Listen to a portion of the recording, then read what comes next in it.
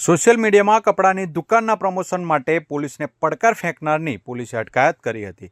Viral વિડીયોમાં યુવક અને યુવતીએ કાપોદ્રા બ્રિજ પર રોડ રોકી રીલ બનાવી હતી અને ત્યારબાદ બીજી રીલ બનાવી કહ્યું, માફી તો નહીં માંગું, આવી જાઓ મોરે મોરો, જેને લઈ સોશિયલ મીડિયામાં ભારે આલોચના કરાઈ હતી। હવે આપણે જે કાલે વિડીયો બનાવ્યો તો પુલ ઉપર, એનો બહુ વિરોધ કર્યો બધાએ, બરાબર।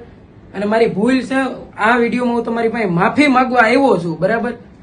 એની જ વાટ જોતા હશો ને, કા હમણાં માફી માંગી લે એલાવ તો તમ તારે મોરો મોરો આવી જાવ, જે થાય કરવા માંડો તમ તારે। આમ જો વિડીયો જ અહીંયા જ બનશે, જે થાતું એ કરવા માંડો મોરે મોરો। જેથી પોલીસે ત્વરિત તપાસ હાથ ધરી હતી અને કાપોદ્રા બ્રિજ પર કપડાની દુકાનનું પ્રમોશન કરવામાં રીલ બનાવનાર કલેજા ફેશન નામની દુકાનના સંચાલક દર્શન સાબલપુરને કાપોદ્રા પોલીસે ઝડપી પાડી કાયદાનું ભાન કરાવતા માફી માંગતો નજરે પડ્યો હતો।